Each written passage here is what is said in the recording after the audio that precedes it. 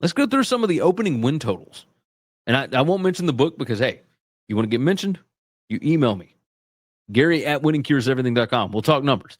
But anyway, look, we got some opening regular season win totals here. We're going to deep dive these a little more soon. But for now, I'll just give you some off-the-cuff predictions and picks on these just to talk through. Let's go on and pull this thing up here, and let's see what we're looking at. Start off with these, because there's not a lot of schools here, but we might as well go on and roll through them. Alabama, their regular season win total is 8.5 right now, minus 200 to the over. It's plus 154 to go under 8.5.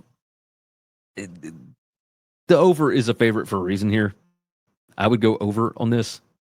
I do think the offense is going to be a lot better this year, and the defense returns a ton of guys. Defense is still going to be pretty good. Clemson, regular season win total to go over 9.5 is plus 126. Let's pull up FB schedules. Let's see what we got.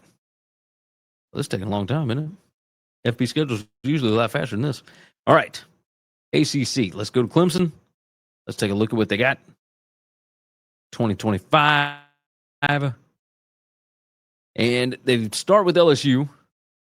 You got at Georgia Tech. You got Syracuse. I think Syracuse is probably going to drop off. At North Carolina with old Bill Belichick. You got SMU at home. Duke at home. Florida State at home. At Louisville. At South Carolina.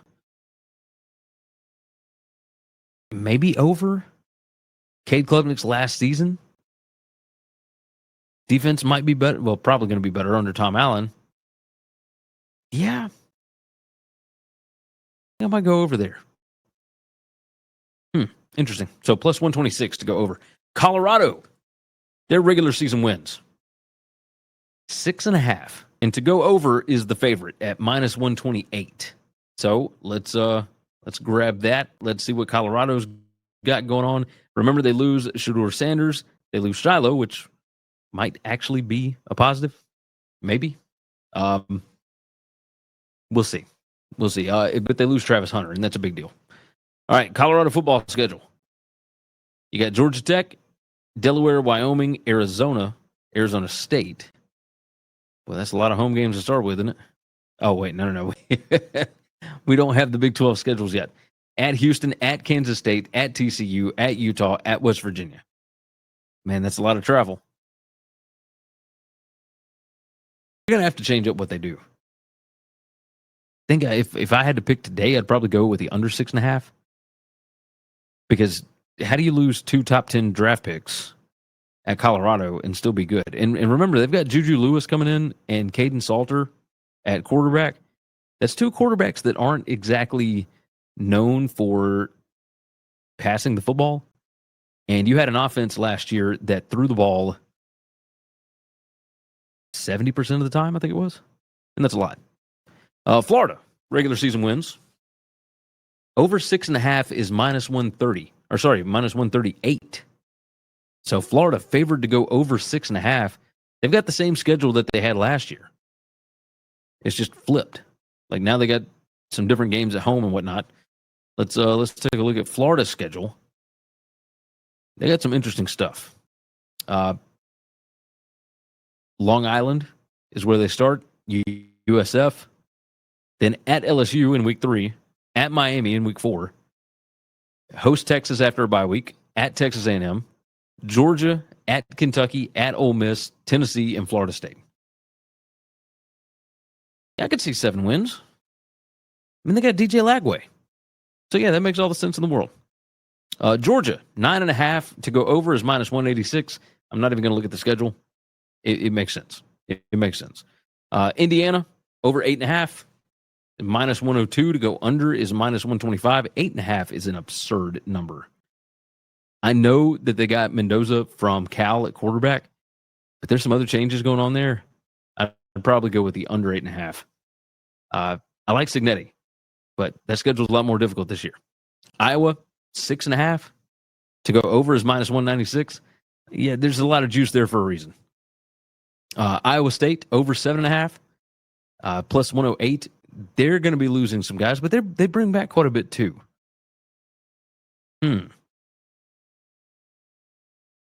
That one I guess I would probably go over. I think Rocco is back. I think, man, I got to do some research on them. Kansas over 7.5 is minus 148. Yeah, I like that one. I like that. LSU over 8.5. I like that one as well. Minus 125. Louisville over 8.5 is minus 174. Under is plus 136.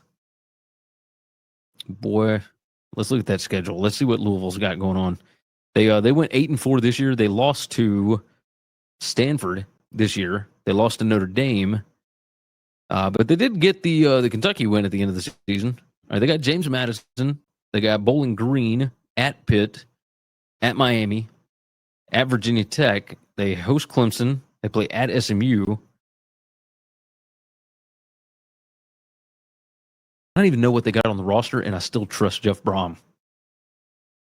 Yeah, I'd probably go over.